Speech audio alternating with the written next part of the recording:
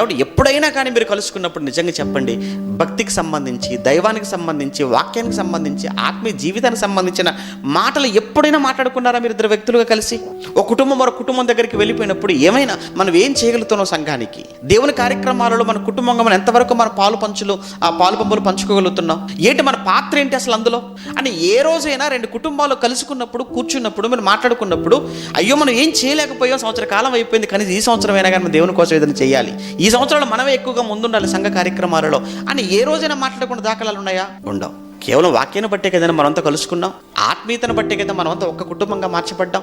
అంటే ఆత్మ సంబంధమైన సంగతులు మాట్లాడుకోవాలి, వాక్య సంబంధం విషయాలు కదా మనం మాట్లాడుకోవాలి. ఇంతకు మించి ఇంక ఏంటి మన మధ్య బంధం? కనుక ఎప్పుడూ కూడా మాటలు చాలా జాగ్రత్తగా మాట్లాడండి. సగం తెలిసి తెలియని విషయాల గురించి అస్సలు మనం నోరెత్తకూడదు.